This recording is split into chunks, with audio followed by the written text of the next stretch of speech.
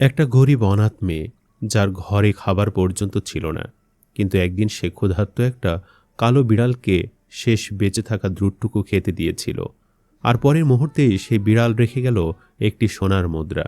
কিন্তু আসল ভয়ঙ্কর ঘটনা শুরু হয় তখন, যখন গ্রামের এক লোভী মানুষ সেই রহস্যময় বিড়ালটাকে ধরে নিজের ঘরে বন্দি করে ফেলে। তারপর তার বাড়িতে যা ঘটেছিল সেটা দেখে পুরো গ্রামের মানুষ আতঙ্কে কেঁপে উঠেছিল। সবুজ পাহাড় আর ঘন সাদা কুয়াশায় ঘেরা এক নিভৃত গ্রামের একেবারে শেষ প্রান্তে একটি ছোট কাঁচা ঘরে একা বাস করত এক অনাথ তরুণী, যার নাম ছিল রাফিয়া। বয়স কম হলেও জীবনের কঠিন বাস্তবতা তাকে অনেক আগেই বয়সের চেয়েও বেশি পরিণত করে তুলেছিল। পৃথিবীতে তার নিজের বলতে ছিল শুধু একটি জরাজীর্ণ মাটির ঘর আর একটি শান্ত স্বভাবের গাভী, যার নাম সে ভালোবেসে রেখেছিল মেঘলা। রাফিয়ার জীবনে মেঘলা কেবল একটি পশু ছিল না, বরং ছিল তার একমাত্র সঙ্গী, নীরব আশ্রয় এবং বেঁচে থাকার শেষ ভরসা। ছোটবেলাতে রাফিয়া তার বাবাকে হারিয়েছিল। মৃত্যুর আগে বাবা মেয়ের জন্য রেখে গিয়েছিলেন শুধু এই গাভীটুকু। আর সেই স্মৃতি আঁকড়ে ধরেই তার পুরো জীবন যেন ধীরে ধীরে গড়ে উঠেছিল। প্রতিদিন ভোরের আলো ফোটার আগেই সে ঘুম থেকে উঠে পড়ত। প্রথম কাজই ছিল মেঘলার পাশে গিয়ে তার গায়ে হাত বুলিয়ে দেওয়া, তারপর যত্ন করে দুধ দহন করা। বড় একটি মাটির কলসিতে সেই দুধ ভরে মাথায় করে সে গ্রামের বাজারের দিকে হাঁটত। গ্রামের মানুষ রাফিয়াকে খুব ভালোভাবে চিনত। অভাবের মধ্যে থেকেও সে কখনো দুধে পানি মেশাত না, কখনো কারোর সাথে প্রতারণা করত না। তার সততা আর নীরব স্বভাবের জন্য সবাই তাকে সম্মান করত। কিন্তু দারিদ্র্য যেন তার জীবনের অবিচ্ছেদ্য ছায়া হয়েছিল।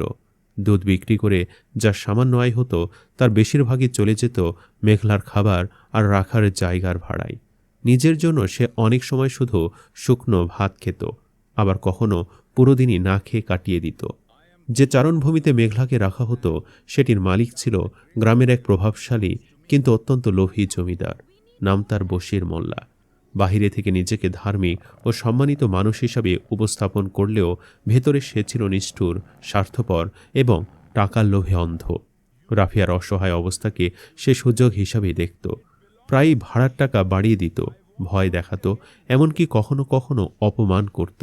মেয়েটার কষ্ট তার মনে একটুও দয়া জাগাত না। তবু রাফিয়ার একটি অভ্যাস ছিল যা সে কখনো বাদ দিত না। সে বিশ্বাস করত সৃষ্টিকর্তার সৃষ্টি কোনো প্রাণীকে কষ্ট না দিয়ে সাহায্য করলে জীবনে এক ধরনের অদৃশ্য বরকত নেমে আসে। তাই প্রতিদিন বাজারে দুধ বিক্রি শেষে হাঁড়ির তলায় পড়ে থাকা সামান্য দুধ সে একটি ছোট পাত্রে করে বাজারের পেছনের গলিতে রেখে আসত, যেন ক্ষুধার্ত কোনো প্রাণী অন্তত একটু খাবার পায়। সেই মুহূর্তগুলোতে তার ক্লান্ত মনে হলেও এক অদ্ভুত শান্তি নেমে আসত। কিন্তু একদিন হঠাৎ করেই তার জীবনে কঠিন এক ঝড় নেমে এলো। বিকেলের দিকে বশির মোল্লা তার ঘরের সামনে এসে কঠিন গলায় ঘোষণা করল, আগামী শুক্রবার থেকে চারণভূমির ভাড়া দ্বিগুণ করা হবে। সময় মতো টাকা দিতে না পারলে মেঘলাকে নিয়ে যাবে এবং রাফিয়াকে ঘর ছাড়া করা হবে। কথাগুলো শুনে রাফিয়ার বুকের ভেতরটা হঠাৎ শূন্য হয়ে গেল। সে বুঝতে পারল এই অবস্থায় টাকা জোগাড় করা তার জন্য প্রায় অসম্ভব। মেঘলাকে হারানোর চিন্তায় তার চোখ ভিজে উঠল। সেদিন মন ভার করে সে বাজারে গেল। মাথায় দুধ ভরা কলস ছিল ঠিকই, কিন্তু মুখের হাসি হারিয়ে গিয়েছিল। দুশ্চিন্তায় তার চোখে মুখে ক্লান্তির ছাপ স্পষ্ট হয়ে উঠেছিল। ঠিক তখনই বাজারের এক কোণে সে একটি অদ্ভুত কালো বিড়াল দেখতে পেল। গ্রামের কেউ এমন বিড়াল আগে কখনো দেখেনি। তার লোম ছিল গভীর রাতের মতো কালো, আর চোখ দুটি সবুজ আলোয় অস্বাভাবিকভাবে জ্বলছিল। প্রাণীটির চলাফেরায় ছিল এক রহস্যময় শান্তি, যেন সে সাধারণ কোনো প্রাণী নয়। বিড়ালটি ধীরে ধীরে রাফিয়ার কাছে এসে দাঁড়ালো এবং কলসির দিকে তাকিয়ে রইল। তার দৃষ্টিতে এমন এক অদ্ভুত গভীরতা ছিল যা দেখে রাফিয়ার মনে হলো প্রাণীটি যেন তার মনের সব কষ্ট বুঝতে পারছে। নিজের কষ্টের মাঝেও রাফিয়া সেই ক্ষুধার্ত প্রাণীটিকে ফিরে দিতে পারল না। সে একটি ছোট পাত্রে দুধ ঢেলে বিড়ালটির সামনে রাখল। প্রাণীটি শান্তভাবে দুধ পান করল এবং শেষ করে একবার রাফিয়ার দিকে তাকালো, যেন কোনো অদৃশ্য কৃতজ্ঞতা প্রকাশ করছে। তারপর ধীরে ধীরে গলির অন্ধকারে মিলিয়ে গেল। সময় এগিয়ে চলল। শুক্রবারও ধীরে ধীরে কাছে এসে গেল। রাফিয়া অনেক চেষ্টা করেও প্রয়োজনীয় টাকা জোগাড় করতে পারল না। শুক্রবার সকালে মেঘলা দুধ দহনের সময় তার চোখ থেকে অশ্রু ঝরছিল। মনে হচ্ছিল এটাই হয়তো শেষ সকাল। যখন সে নিজের হাতে মেঘলার পাশে দাঁড়িয়ে আছে। ভারী মন নিয়ে সে যখন কলস মাথায় করে ঘর থেকে বের হলো, তখন দরজার সামনে এসে হঠাৎ থমকে দাঁড়ালো। সে রহস্যময় কালো বিড়ালটি আবার সেখানে বসে আছে, যেন অনেকক্ষণ ধরে তার অপেক্ষায় ছিল। বিড়ালটি এবারও কলসির দিকে তাকালো এবং ধীরে একটি নরম শব্দ করল। রাফিয়া কষ্টের মাঝেও হালকা হাসল এবং বলল, এই পৃথিবীতে কোনো প্রাণীর ক্ষুধা যেন অবহেলা না পায়। সে আবার দুধ ঢেলে দিল। ঠিক তখনই হঠাৎ কলসের ভেতর থেকে একটি ছোট ধাতব শব্দ শোনা গেল। রাফিয়া চমকে নিচে তাকাতেই দেখল দুধ শেষ হয়ে গেছে, আর সেখানে চকচকে সোনালি একটি মুদ্রা পড়ে আছে। সে কাপা হাতে সেটি তুলে নিল। সকালের আলোয় মুদ্রাটি এমনভাবে ঝলমল করছিল যেন ছোট একটি সূর্য সেখানে লুকিয়ে আছে। তার নিঃশ্বাস আটকে গেল।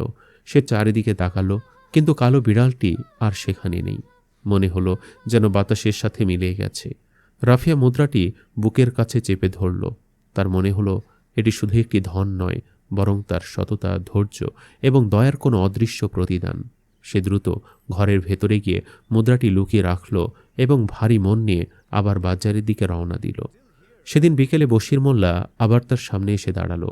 তাচ্ছিল্যের হাসি দিয়ে বলল, এবার নিশ্চয়ই কিছুই জোগাড় করতে পারিসনি। কিন্তু এবার রাফিয়ার চোখে ভয় ছিল না। শান্ত অথচ দৃঢ় কণ্ঠে সে বলল, তার সব পাওনা সে পরিশোধ করবে, এমনকি আগাম ভাড়াও দেবে। তারপর কাপড়ের ভেতর থেকে সে সোনার মুদ্রাটি বের করে তার হাতে দিল। মুদ্রা দেখে বশির মোল্লার চোখ বিস্ময়ে বড় হয়ে গেল, কিন্তু সে বিস্ময় দ্রুতই লোভে রূপ নিল। সে বুঝতে পারল এর পেছনে নিশ্চয়ই কোনো রহস্য আছে। সে কিছু না বলে মুদ্রাটি শক্ত করে মুঠোয় নিয়ে চলে গেল, কিন্তু তার চোখের ভেতরে লোভের আগুন স্পষ্ট জ্বলছিল। সেদিন থেকে রাফিয়ার জীবনে এক অদ্ভুত পরিবর্তন শুরু হলো। প্রায় প্রতিদিনই সেই কালো বিড়ালটি তার ঘরের সামনে এসে বসে থাকত। রাফিয়া তাকে দুধ দিত, আর প্রতিবারই তার সামনে রেখে যেত একটি করে সোনার মুদ্রা। ধীরে ধীরে তার ভাঙ্গা ঘর মেরামত হলো। মেঘলার জন্য ভালো খাবার আসতে লাগলো, আর তার জীবন ধীরে ধীরে দারিদ্র্যের অন্ধকার থেকে বেরিয়ে আসতে শুরু করলো। সবকিছু পাওয়ার পরও রাফিয়ার ভেতরের মানুষটা একটু বদলায়নি, বরং সময়ের সাথে সাথে সে আরও বেশি সহানুভূতিশীল, আরও বেশি মানবিক হয়ে উঠেছিল। সে গ্রামে একসময় দারিদ্র্য তাকে কোণঠাসা করে রেখেছিল। সে একই গ্রামে এখন সে নিঃস্ব মানুষদের জন্য এক ভরসার নাম। অসহায় বৃদ্ধদের জন্য সে নিয়মিত খাবারের ব্যবস্থা করত। যাদের ঘরে খাবার ছিল না তাদের কাছে চুপি চুপি সাহায্য পৌঁছে দিত।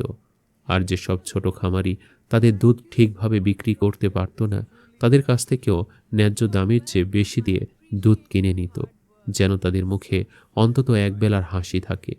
খুব অল্প সময়ের মধ্যেই পুরো গ্রাম রাফিয়াকে নতুন চোখে দেখতে শুরু করল। মানুষ তাকে শুধু একজন ধনী নারী হিসেবে নয়, বরং একজন দয়ালু, ন্যায়পরায়ণ এবং হৃদয়বান মানুষ হিসাবে সম্মান করতে লাগল। গ্রামের ছোট বড় সবাই তাকে রাফিয়া আপা বলে ডাকত। তার নামের সঙ্গে এখন আর দারিদ্র্যের গল্প জড়ানো ছিল না, বরং জড়িয়ে গিয়েছিল ভালোবাসার শ্রদ্ধার এক নতুন অধ্যায়। কিন্তু মানুষের ভালোবাসার ভিড়ে সবাই সমান খুশি ছিল না। সবচেয়ে বেশি অস্বস্তিতে ছিল বশির মোল্লা। দূর থেকে সে প্রতিদিন রাফিয়ার পরিবর্তিত জীবন দেখত, আর ভেতরে ভেতরে হিংসা আর সন্দেহে পড়ে যেত। তার মাথায় একটাই প্রশ্ন ঘুরে বেড়াত, একসময় নিঃস্ব এই মেয়ে হঠাৎ এত সম্পদের মালিক হলো কিভাবে? এই প্রশ্ন ধীরে ধীরে তার মনে ভয়ঙ্কর কৌতূহল তৈরি করল, আর সেই কৌতূহল একসময় লোভে রূপ নিল। একদিন ভোরের দিকে যখন আকাশে এখনো পুরোপুরি আলো ফোটেনি, বশির মোল্লা চুপচাপ রাফিয়ার ঘরের আশেপাশে এসে লুকিয়ে পড়ল। শুকনো খড় আর গাছপালার আড়ালে বসে সে অপেক্ষা করতে লাগল, যেন কোনো বড় রহস্যের শেষ প্রান্তে পৌঁছাতে যাচ্ছে। তার চোখে তখন শুধু একটাই লক্ষ্য, সত্যিটা যেভাবেই হোক বের করতে হবে। কিছুক্ষণ পর রাফিয়া স্বাভাবিকভাবে ঘর থেকে বের হলো। তার হাতে ছিল একটি ছোট পাত্র। সে শান্তভাবে তাতে দুধ ঢেলে ঘরে দরজার পাশে রেখে দিল। তার মুখে ছিল এক ধরনের অভ্যাসের শান্ততা, যেন এটা তার প্রতিদিনের সাধারণ কাজ। ঠিক সেই মুহূর্তে দূর অন্ধকার থেকে আবারও বেরিয়ে এলো সেই রহস্যময় কালো বিড়ালটি। আগের মতো নিঃশব্দ, আগের মতোই অদ্ভুতভাবে শান্ত। সে ধীরে ধীরে এসে দুধ পান করতে লাগলো। কিছুক্ষণ পরে ঘটে সেই পরিচিত ঘটনা। পাত্রের ভেতরে টুং করে পড়ে গেল একটি সোনার মুদ্রা, আর মুহূর্তের মধ্যেই বিড়ালটি যেন বাতাসে মিলিয়ে গেল। খড়ের আড়ালে লুকিয়ে থাকা বশির মোল্লার চোখে সেই দৃশ্য যেন আগুন জ্বালিয়ে দিল। সে আর নিজেকে ধরে রাখতে পারল না। দ্রুত দৌড়ে গিয়ে পাত্র থেকে মুদ্রাটি তুলে নিল।